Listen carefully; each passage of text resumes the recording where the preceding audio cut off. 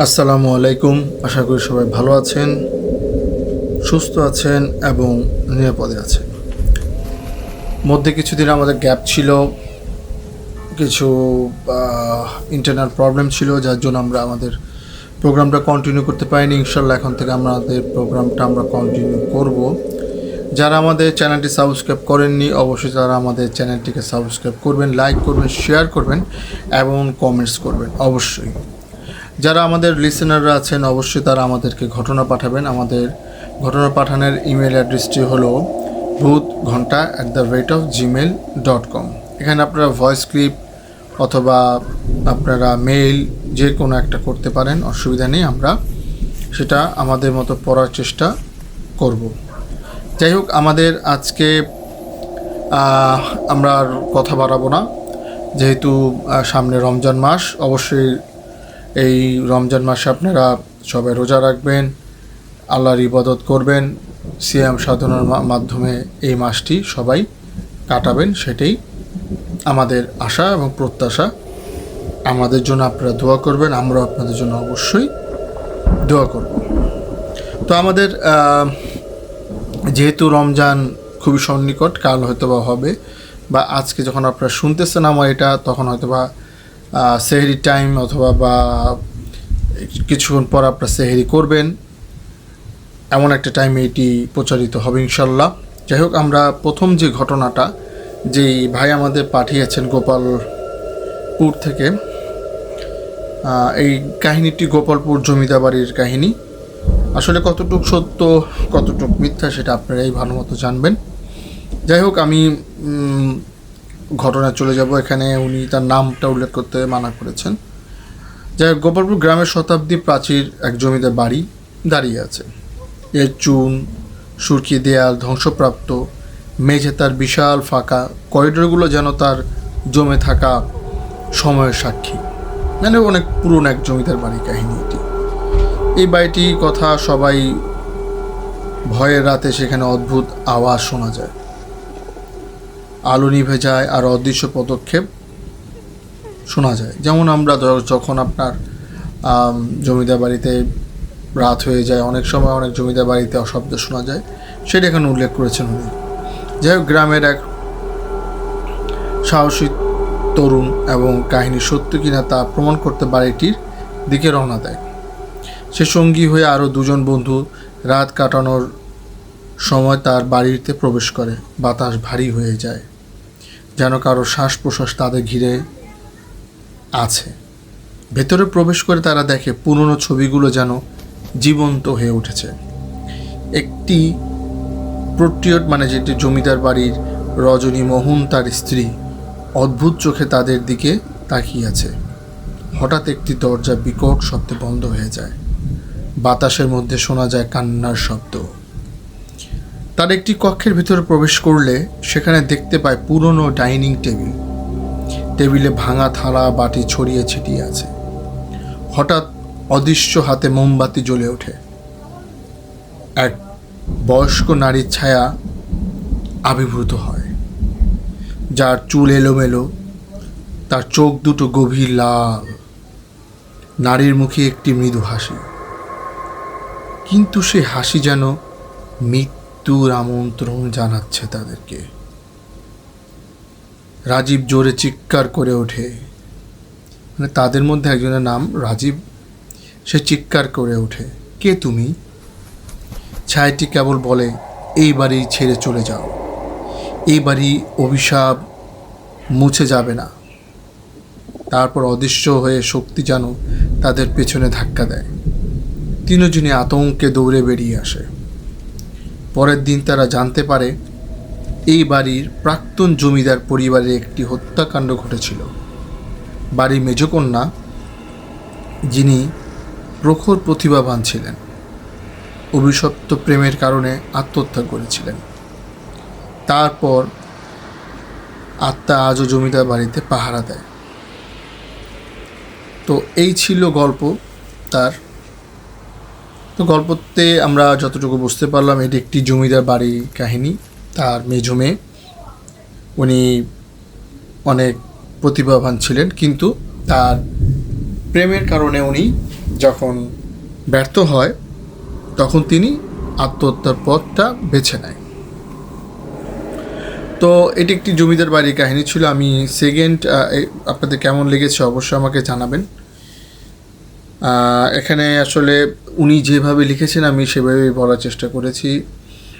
এখানে রং চটা করলে অবশ্য অনেক বড় করা যেত গল্পটা বা কাহিনিটা।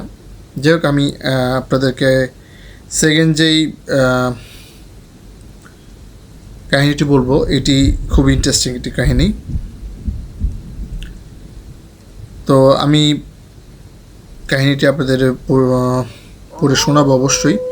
আপনারা অবশ্যই কমেন্টস করে জানাবেন কাহিনিটি কেমন লেগেছে এবং আপনারা কীরকম কাহিনী আমাদের থেকে শুনতে চান। যাই হোক, এটি একটি মেলটি পাঠিয়েছেন আমাদেরকে আলম। ওনার বাড়ি আপনার নোয়াখালীতে। তো উনি যেভাবে লিখেছেন আমি সেভাবে পড়ার চেষ্টা করছি। শীতের রাত, মেঘে ঢাকা আকাশ, তমাল একই বাসায় আছে। এখানে তমালের কাহিনীটা উনি আমাদেরকে লিখে পাঠিয়েছেন আলম। তার বাবা মা শহরের বাইরে গেছে। বাড়িটা বেশ পুরনো, দেওয়ালগুলো একটু ফাটল ধরেছে, আর রাতে যেন ঘরের আওয়াজগুলো আরও বেড়ে যায়। রাত প্রায় 12টা। তমাল একটি মুভি দেখে ব্যস্ত। হঠাৎ রান্নাঘর থেকে অদ্ভুত শব্দ শোনা যায়, যেন কিছু ভেঙে পড়ল। সে উঠে দেখে সেখানে কিছুই নেই। হয়তো বাতাস কোনো জিনিসে পড়ে গেছে। এইভাবে সে ফিরে আসে, কিন্তু একটু পরে দরজা খোলার শব্দ শোনা যায়। সে নিশ্চিন্ত ছিল যে সমস্ত দরজা তালাবন্ধ। ভয় পেতে শুরু করে। তমাল শব্দের উৎস খুঁজতে এগিয়ে যায়। দরজার কাছে পৌঁছে দেখে কিছু নেই। তার মাথার ভাবনা আসে, কেউ কি ঘরে ঢুকেছে? ঘর একদম নিস্তব্ধ। সে লিভিং রুমে ফিরে এসে লাইট অন করে। হঠাৎ মনে হয় পেছনে কেউ দাঁড়িয়ে আছে। তমাল ধীরে ধীরে পেছনে ঘুরে, কিন্তু কাউকে দেখতে পায় না। কেবল একটি ঠান্ডা বাতাস তার পুরো শরীর ছুঁয়ে যায়। তখনই তার ফোনের আলোটি জ্বলে ওঠে। একটি অদ্ভুত বার্তা, আমরা তোমার সাথে আছি। সে দিশাহারা হয়ে পড়ে। ভয়ে তার শরীরের কাঠের মতো শক্ত হয়ে যায়। একটি দরজা হঠাৎ করে বিকট আওয়াজে বন্ধ হয়ে যায়। সে দৌড়ে নিজের রুমে গিয়ে দরজা লক করে। তার ঘড়ির কাঁটা যেন থেমে গেছে। এমন সময় এক অদ্ভুত আওয়াজ ধীরে ধীরে তার কানের কাছে আসে, বলে, তুমি একা নও। তমাল চোখ বন্ধ করে চিৎকার করে ওঠে। কিছুক্ষণ পরে সব শান্ত। সে তার চোখ খুলে দেখে ঘরে আগের মতোই, কিন্তু দরজার নিচ দিয়ে একটি ছায়া তার দিকে এগিয়ে আসছে। তারপরের ঘটনা আর কেউই বলতে পারেনি, কারণ তমাল তার মা বাবা ফিরে আসার পরে এই তার সাথে যা ঘটনা ঘটে গেছে সব বলার পরে দিন সকালবেলাও তমাল মৃত্যুবরণ করে। এই কাহিনীটি আমাদেরকে লিখে পাঠিয়েছেন আলম। উনি যেভাবে কাহিনীটি সংগ্রহ করেছেন ঠিক সেইভাবেই আমরা পড়ার চেষ্টা করেছি। আসলে খুব মর্মান্তিক একটি কাহিনী। একটি ছেলে হঠাৎ এক রাতের কাহিনীতে তার সাথে যেই কাহিনীগুলো ঘটে গেছে, এই যে ভয়ে ছেলেটি পরে মৃত্যুবরণ করে। যাই হোক, দুইটা ঘটনা আমি আপনাদেরকে শোনালাম, দুইটাই ছিল মেইল। এখন আমি আরেকটা ঘটনা যেটা আপনাদেরকে শোনাবো সেটি হলো আমার সংগ্রহ করা আমার গ্রামের কাকার ছেলে। কাকা মৃত্যুবরণ করেছে, এটা যুদ্ধের আগের কাহিনী। কাহিনীটিও আমাদের ওই জায়গায় যে জমিদার বাড়িগুলো আছে সে একটি বাড়িকে নিয়ে কাহিনীটি। আমি ফুলফিল কোন কাহিনী সে মানে বাড়িটি সেটা আমি বলবো না, কারণ বললে হয়তো বা আমাদের গ্রামে যারা আছে অবশ্যই চিনে যাবে। তো আমার কাকার তখন বয়স 25-26 এরকম। তো তখন যুদ্ধের অনেক আগের ঘটনা। তো আমাদের ওখানে আগে লঞ্চ আসা যাওয়া ছিল, বাসের কোনো রাস্তা ছিল না। তো লঞ্চে আসা যাওয়া করতে আমাদের সময় লাগতো প্রায় 4.5 থেকে 5 ঘন্টা। তো কাকা লঞ্চ ঘাট থেকে নেমে তার বাড়ি যেতেও লাগতো প্রায় 10 থেকে 15 মিনিট।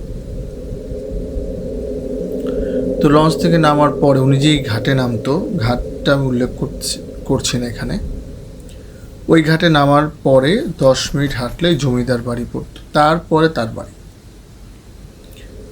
তো প্রায় আমার সেই যে কাকা, তার দেরি হয়ে যেত। আমি গল্পটি শুনেছি আমার কাকার ছেলের কাছ থেকে, ওনারও এখন অনেক বয়স হয়ে গেছে। তো কাকা যখন আপনার লঞ্চ থেকে নামলো, তো আমাদের ওখানে 5টার পরে কোনো লঞ্চ যেত না। তো বিকেল 5টা আর এখানে যেতে লাগতো 4-5 ঘন্টা, মানে রাত 9টা-10টা বেজে যেত। আর তখনকার সময় তো আপনার রাত 9টা-10টা মানে অনেক রাত, গভীর রাত বলতে পারেন। তো তখন আপনার চাচার কাছে, মানে আমার চাচার কাছে, ওনার কাছে টর্চ লাইট ছিল। তো উনি লঞ্চ থেকে নেমে হাঁটা দিলেন। তো উনি হাঁটতেছেন। তো ওই তখন হয় কি, ঘাট থেকে নামার পরে ওখানে তো সব কোনো মেন রোড নাই, সব আপনার বাড়ির পাশ দিয়ে রাস্তা, কাঁচা রাস্তা। আর আগে তো আপনার অনেক গাছগাছালি ছিল। তো আমার সেই কাকা দেখতেছে যে হঠাৎ আপনার জমিদার বাড়ি থেকে অনেক শব্দ আসতেছে, বিকট শব্দ। তো উনি চিন্তা করলো যে জমিদার বাড়িতে এরকম শব্দ সে এর আগে কোনো সময় শুনেনি। তো তার মনে একটা ভয়ের সঞ্চার হলো, কারণ আপনার এরকম শব্দ নর্মালি একটা মানুষ করে না। যাই হোক, উনি মোটামুটি ভালোই সাহসী মানুষ ছিলেন। উনি আস্তে আস্তে সামনের দিকে এগোতে থাকলেন, টর্চ লাইট দিয়ে দেখতে লাগলেন চারিদিক। তো হঠাৎ উনি দেখলেন কি, যে আপনার জমিদার বাড়ির ছাদের উপরে কে যেন হাঁটতেছে। এত রাতে জমিদার বাড়ির ছাদে কে যেন হাঁটতেছে, শুধু ছায়াটা দেখা যেতেছে। তো কাকা মোটামুটি একটু ভয়ই পেল যে এত রাতে। তো যাই হোক, কাকা আস্তে আস্তে তার বাড়ির দিকে চলে গেল। এইভাবে আপনার সে রাত চলে গেল। তো কাকা মোটামুটি, যেহেতু উনি ঢাকায় ব্যবসা করতেন, উনি প্রায় এই লঞ্চ আসা যাওয়া করতেন। তো এরকম যেদিন ঘটনার দিন কাকা ঠিক এরকম রাত করে আবার ফিরতেছেন। তো কাকার কাছে টর্চ লাইট আর যেই মালপত্র উনি ঢাকার থেকে নিয়ে আসছে সেই মালপত্রগুলো, যেহেতু হাতে একটু ব্যাগ ভারী, হাঁটতে একটু কষ্ট হইতেছে, আস্তে আস্তে কাকা হাঁটতেছে। তো ঠিক যখন জমিদার বাড়ি এখানে আসছে, ওই আবার সেই শব্দ পাইতেছে, বিকট শব্দ, কান্নার শব্দ।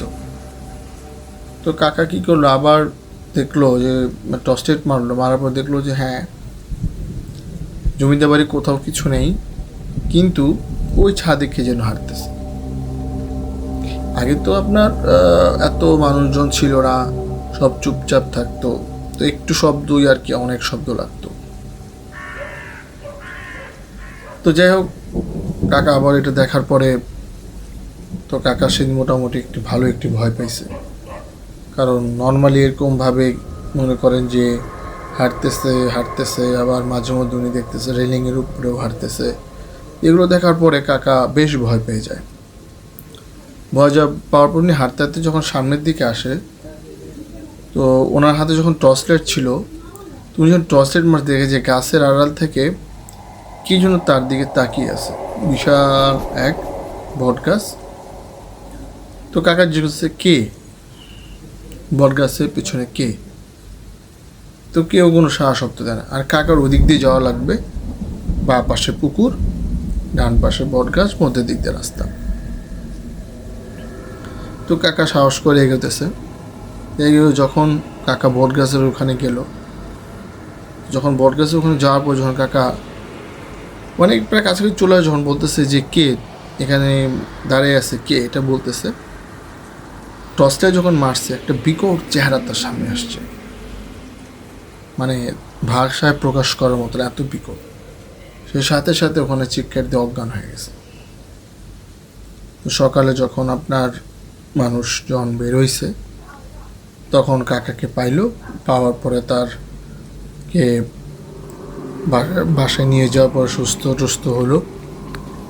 তারপর পুরো কাহিনীটা জানা গেল যে এই কাহিনী তার সাথে ঘটে গেছে। তো যাই হোক, কাকার জ্বর টর তেমন কিছু আসেনি। তো পানি পড়া দিয়েছিল হুজুর, খেয়ে উনি সুস্থ হয়ে গেছেন। তো তারপরে তার সাথে জীবনে আরও টুকটাক অনেক ঘটনা আছে, উনি আমাকে বলছে। অবশ্যই সামনে গিয়ে আমি বলবো। আসলে ছোট ছোট ঘটনাগুলো মানুষের জীবনে দাগ কেটে যায়। সবচেয়ে বড় ঘটনা হবে তাও না, আপনারা দেখবেন ছোট ঘটনাগুলো মানুষের জীবনে অনেক অনেক আছে। কিন্তু আসলে অনেকে যারা বিশ্বাস করার তারা অবশ্যই করবেন, যারা বিশ্বাস করার না করার তারা তো কোনো সময় করবেন না। যাই হোক, আমরা চেষ্টা করতেছি আপনাদেরকে ভালো ভালো কাহিনী বা গল্প তো না, কাহিনী উপহার দেওয়ার। সামনে যেহেতু রমজান, ইনশাল্লাহ আমরা প্রত্যেক 2-1 দিন পরই আমাদের এপিসোড ছাড়া চিন্তাভাবনা আসি। অবশ্যই আপনারা শুনবেন। আর সত্যি ঘটনাগুলো আসলে এরকম ছোটোই হয়, আমি আসলে রংচটা করে বানিয়ে বলতে পারি না। দেখেন, আজকে 2টি ইমেল পড়লাম। ইমেলগুলো ছোট, কিন্তু ইমেলগুলো যে আপনারা খুব মনোযোগ দিয়ে পড়েন বা শুনেন, আপনাদের ভয় লাগবে। আর এখন যেটা আমি বললাম আমার কাকার কাহিনী, এটা আমি অনেক লং করতে পারতাম, কিন্তু যতটুকু তার সাথে ঘটে গেছে আমি অতটুকু আপনাদেরকে বলার চেষ্টা করছি। যাই হোক, আমাদের প্রোগ্রামটা কেমন লাগে অবশ্যই জানাবেন। আমাদের চ্যানেলটি সাবস্ক্রাইব করবেন, লাইক করবেন, শেয়ার করবেন। আর কারো কোনো পরামর্শ থাকলে অবশ্যই আমাদের জানাবেন। আপনারা আমাদের কে মেল করবেন অথবা ভয়েস ক্লিপ পাঠাবেন, আমরা অবশ্যই সেটা প্রচার করার চেষ্টা করব। আমাদের ইমেল অ্যাড্রেসটি আমি বলে দিচ্ছি, bhutghanta@gmail.com। এইখানে অ্যাড্রেসে পাঠালে আমরা পেয়ে যাব। আর সামনে যেহেতু রমজান মাস, অবশ্যই সবাই সিয়াম সাধনা করবেন, সবাই ভুল ত্রুটিগুলো শুধরানোর চেষ্টা করবেন, বেশি বেশি করে আল্লাহকে ডাকবেন, নামাজ কালাম করবেন, ভালো থাকবেন, নিজের স্বাস্থ্যের প্রতি যত্নবান হবেন। আমরা সবাই সবার জন্য দোয়া করব, এই আশা করেই আজকের মতো আমি সোহেল আপনাদের হোস্ট ছিলাম, এতক্ষণ গল্প শোনালাম। তো ভালো থাকবেন, এই বলে আজকের মতো শেষ করছি। আল্লাহ হাফেজ। দেখা হবে, আসলে দেখা তো না, আবার কাহিনী শোনা হবে নেক্সট এপিসোডে। ইনশাল্লাহ। আসসালামু আলাইকুম।